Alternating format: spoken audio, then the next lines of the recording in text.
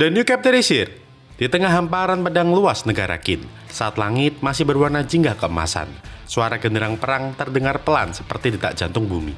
Bendera-bendera berkibar, derap kaki kuda mengguncang tanah, dan di atas sebuah bukit kecil berdiri satu sosok yang sulit dilupakan.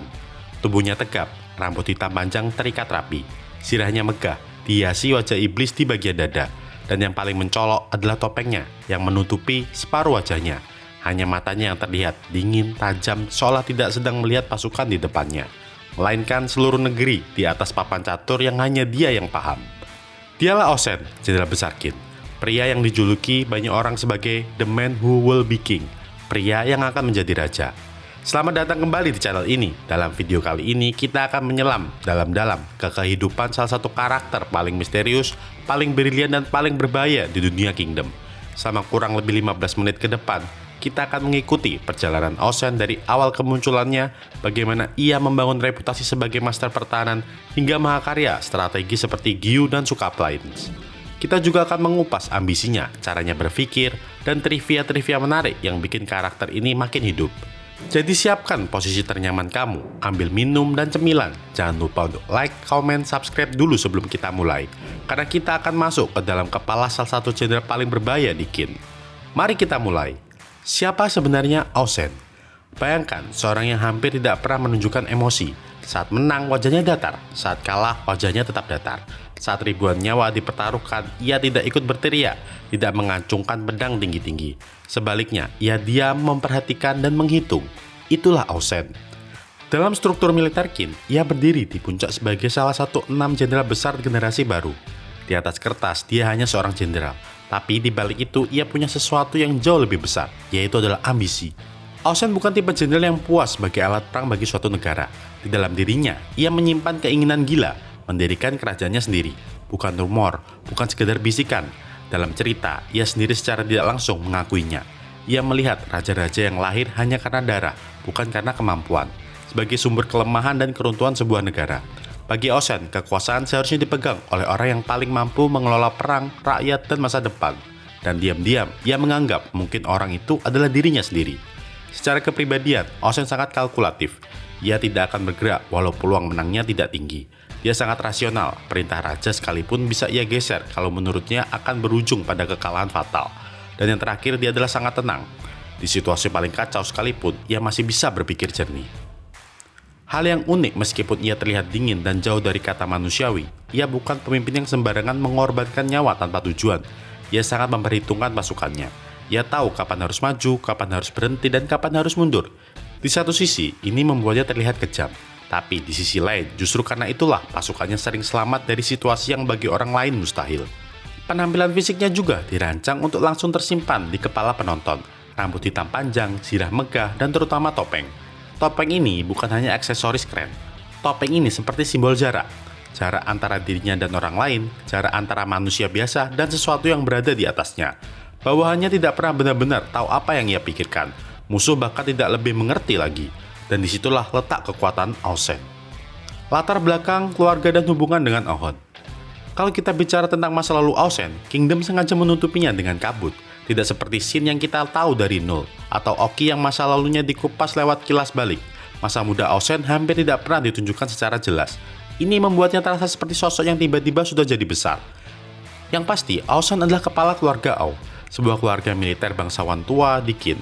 Di garis luar, keluarga O juga terhubung dengan Aoki, sang burung besar dari Qin, atau sang burung buas dari Qin, jenderal legendaris generasi sebelumnya. Dari sisi status, Osen bukan orang sembarangan. Tapi yang menarik, meskipun punya darah bangsawan, reputasi militernya tidak dibangun dari koneksi semata. Reputasinya lahir dari keputusan-keputusan perang yang selalu efisien dan tak pernah salah perhitungan. Ia juga bukan seperti Mobu yang namanya terbang karena kekuatan fisik yang luar biasa di medan perang. Kalau Mobu adalah palu, maka Osen adalah penggaris dan kalkulator. Lalu ada sosok lain yang berada di orbitnya, yaitu adalah Ohon, putra kandungnya sendiri. Hubungan mereka bisa dibilang dingin. Ohon tumbuh sebagai pendekar muda yang ambisius, ingin diakui bukan hanya sebagai komandan yang hebat, tapi juga sebagai putra yang layak di mata ayahnya. Namun di sepanjang cerita, kita jarang, kalau tidak mau bilang, hampir tidak pernah melihat Osen benar-benar memuji Ohon. Tidak ada pelukan, tidak ada kata, "Kau hebat anakku." Yang ada hanyalah diam. 1-2 kali tatapan singkat, lalu punggungnya kembali berbalik pada peta. Dari luar, ini terlihat kejam, tapi bagi Ohon, barangkali pengakuan tertinggi bukan kata-kata, melainkan posisi. Posisi Ohon sebagai pemimpin Gyokuho, salah satu unit muda paling menjanjikan di negara Qin. Dengan kata lain, bukti bahwa ia mempercayai kemampuan anaknya. Ia ditunjukkan lewat tanggung jawab, bukan lewat kata-kata. Jejak awal di medan perang, Sanyo dan kampanye pertama. Kemunculan Osen yang benar-benar terasa berbeda adalah kampanye Sanyo melawan negara Wei. Di sini kita belum melihat mahakaryanya seperti Gyo, tapi kita sudah dikasih preview cara otaknya bekerja. Saat banyak komandan lain fokus pada pertempuran langsung, Osen justru lebih tertarik menguasai ketinggian, posisi, dan jalur logistik. Ia mengambil bukit, mengatur posisi pasukan sedemikian rupa, sehingga setiap langkah musuh sudah diantisipasi. Kalau jenderal lain sering terlihat di garis depan, memimpin dengan pedang, Osen seringkali justru berada di titik pengamatan, melihat seluruh medan dari jauh. Bukan berarti ia pengecut, tapi ia tahu senjata utama yang benar-benar ia andalkan adalah kepalanya, bukan pedangnya. Dalam kampanye-kampanye awal inilah ia mulai melirik sosok-sosok seperti Shin dan Hishin unit. Ia melihat Shin bukan sebagai bocah berisi yang cuma teriak ingin jadi jenderal besar, tapi sebagai insting tempur berjalan. Shin bisa melakukan hal-hal medan perang yang bahkan sulit dihitung di atas kertas. Dan justru karena itulah, di mata Osen, Hishin unit adalah nada liar yang berguna sebagai orkestrasi perang yang ia susun. Interaksi mereka memang dingin dan kaku. Shin penuh semangat sering mengandalkan insting. Osen lurus, dingin, dan hanya bicara seperlunya. Namun di balik topeng itu, pelan-pelan kita paham satu hal. Osen menyadari nilai dari orang-orang yang berbeda gaya dengannya. Ia tidak perlu menyukai Shin secara pribadi untuk melihat bahwa unit itu berguna sekali dalam rencana besar. Lalu datang salah satu momen terbesar dalam sejarah Qin, invasi koalisi. 5 negara, yaitu adalah Zhao, Chu, Wei, Han, dan Yan, bersatu untuk menghancurkan Qin. Target utama mereka adalah ibu kota Qin, yaitu adalah Kanyu. Gerbang terakhir yang mereka harus lewati adalah Kankoku Pass. Kankoku Pass adalah benteng raksasa di pegunungan. Temboknya tinggi, jalannya sempit, dan selama bertahun-tahun tidak ada yang berhasil menerobosnya secara frontal. Disinilah banyak jenderal besar Qin berkumpul, yaitu adalah Mobu, Tou, Dokyo, Kanki, dan di antara mereka berdiri pula Osen. Tapi peran Osen di sini bukan sebagai penyerbu, melainkan sebagai penjaga jalur samping. Saat fokus lawan tertuju pada tembok besar Kankoku, ada potensi ancaman lain. Pasukan dari Yan, dipimpin oleh Ordu, yang mencoba menyelinap lewat jalur pegunungan dan menghantam Qin dari samping. Osen ditempatkan untuk menghadapi ancaman ini, dan disinilah kita melihat betapa menakutkannya pertahanan versi Osen. Alih-alih menghalangi musuh dengan satu garis pertahanan tebal, Osen membuat lapisan demi lapisan. Ia mengatur pasukan di beberapa titik kunci, menggunakan medan berat, tebing, dan lembah sempit sebagai sekutu. Ia memancing Ordo dan pasukannya masuk semakin dalam, seolah memberi mereka harapan bahwa jalur itu kosong, bahwa mereka bisa menembus. Tapi begitu mereka melangkah terlalu jauh, Osen menutup jalur mundur, memotong barisan, dan menghancurkan momentum Ordo sedikit demi sedikit. Tidak ada serangan spektakuler dengan teriakan keras. Yang ada hanyalah tekanan perlahan yang membuat musuh lemas tanpa sadar kapan tepatnya mereka kalah. Pada akhir kampanye Kankoku Pass, koalisi gagal menembus Qin. Mereka menarik diri dengan kerugian besar. Saat itu banyak orang di sini mengingat nama-nama seperti Mobu dan Dokyo yang bertarung ganas. Tapi di sisi lain ada satu nama yang mulai dibisikan dengan nada hati-hati, yaitu adalah Osen, si jenderal dingin yang menjaga jalur gunung dan memastikan bencana tidak terjadi. Mahakarya kampanye Gyo dan Sukap Lines. Setelah Qin selamat dari invasi koalisi, mereka tidak lagi sekedar bertahan. Mereka berbalik menyerang. Target utama berikutnya adalah Zhao. Di sini, karir Osen benar-benar meledak. Ia ditunjuk sebagai panglima tertinggi dalam kampanye besar penaklukan Gyo, salah satu kota terpenting di Zhao. Gyo bukan kota biasa. Posisinya di dalam wilayah Zhao jauh dari perbatasan. Temboknya kuat, logistiknya biasanya aman, dan untuk menyerangnya pasukan Qin harus berjalan jauh melewati tanah musuh dengan jalur suplai yang sangat panjang dan berbahaya. Bagi jenderal biasa, ini mungkin misi bunuh diri, tapi bagi Osen, ini tantangan yang justru menarik. Ketika rencana awal kehilangan pijakan, Osen mengubah cara pandang perang. Ia sadar kalau ia mengepung Gyo dengan cara biasa, waktu akan menjadi musuh. Suplai makanan pasukan Qin bakal habis duluan, jadi ia memutuskan sesuatu yang gila. Alih-alih hanya fokus menyerang Gyo dari luar, ia memaksa Gyo menghancurkan dirinya sendiri dari dalam. Bagaimana caranya? Pertama, ia menguasai kota-kota di sekitar menuju Gyo dan mengusir penduduknya. Para penduduk ini dalam ketakutan lari ke kota yang besar dan yang terdekat yang dianggap aman. Dan kota itu adalah Gyo. Tiba-tiba Gyo dibanjiri pengungsi. Jumlah manusia di dalam kota meningkat jauh melampaui kapasitas normalnya. Artinya, kebutuhan makanan naik drastis. Sementara itu, jalur suplai ke kota mulai dihantam oleh gerakan pasukan Qin dari luar. Dengan kata lain, bahkan sebelum pengepungan resmi dimulai, Osen sudah mulai mencekik Gyo secara logistik. Kedua, ia menempatkan jenderal-jenderal lain seperti Kanki untuk menjaga posisi strategi yang menutup kesempatan bantuan luar masuk ke Gyo, sambil pasukan lain terus mengganggu rute supply. Ketiga, ia tahu bahwa Gyo tidak akan dibiarkan begitu saja. Zhao pasti akan mengirim bala bantuan, dan disinilah puncaknya pertempuran Suka Plains. Di Suka Plains, Osen menghadapi Riboku, salah satu ahli strategi terbesar di seluruh benua. Kekuatan di atas kertas berpihak pada Zhao. Mereka lebih dekat dengan rumah, lebih dekat dengan suplai, dan punya angka pasukan yang lebih besar. Di sisi negara Qin, ada wajah-wajah muda seperti Xin, Ohon, dan Moten yang masih naik daun. Pertempuran di Suka Plains berjalan lama dan brutal. Sayap-sayap mengalami naik turun. Pusat pasukan Qin pun sempat dalam tekanan, tapi pelan-pelan kombinasi strategi jangka panjang Osen dan insting tempur para jenderal muda mulai mengubah keadaan. Xin dan pasukannya menembus titik-titik penting. Ohon mengalahkan lawan-lawan kuat, membuktikan dirinya bukan sekedar anak Osen, tetapi jenderal muda sejati. Moten dengan gaya komando fleksibel menopang formasi saat-saat genting. Dan di belakang itu semua, Osen terus menjaga gambar besar. Tujuan akhirnya bukan hanya menang di Suka Plains. Tujuan utamanya adalah memastikan bala bantuan ke Gyo gagal, sehingga Gyo benar-benar kehabisan makanan dan jatuh. Di titik kritis ini, pasukan Qin sendiri hampir kehabisan suplai. Bahkan, Osen pun berada di ujung perhitungannya. Tapi disinilah kecerdikan tingkat tinggi muncul. Ia berhasil mendapatkan bantuan dari Qi, yang membuat pasukannya sanggup bertahan sedikit lebih lama, cukup lama sampai Gyo roboh. Pada akhirnya, Gyo jatuh bukan karena temboknya dihancurkan, melainkan karena perut di dalam kota itu menyerah lebih dulu. Ini bukan hanya kemenangan militer, ini adalah mahakarya strategi, di mana logistik, psikologi, pergerakan massa, dan pertempuran lapangan dipadukan menjadi simfoni yang besar. Dan kondukturnya adalah pria bertopeng bernama Osen. Setelah Gyo jatuh, posisi Osen di Qin naik level berikutnya. Ia diangkat menjadi salah satu 6 jenderal besar Qin generasi baru, sebuah gelar yang memberi kebebasan sangat besar pada pemiliknya. Sebagai 6 jenderal besar, Osen punya hak untuk, pertama, melakukan kampanye militer besar tanpa harus minta izin untuk setiap langkah kecil. Kedua, mengatur strategi dan taktik sesuai kehendaknya. Ketiga, mengomando pasukan dalam jumlah besar demi tujuan unifikasi. Tetapi yang menarik bukan cuma gelarnya, melainkan gaya kepemimpinannya. Di bawah Osen ada orang-orang seperti Oko, tangan kanan yang mampu meniru gaya berpikir sang jenderal dalam skala lebih kecil. Dan Rimi, komandan yang disiplin dan teguh. Dan So-o, pribadi yang terkesan santai dan sering bercanda, tetapi menjadi pedang tajam di garis depan.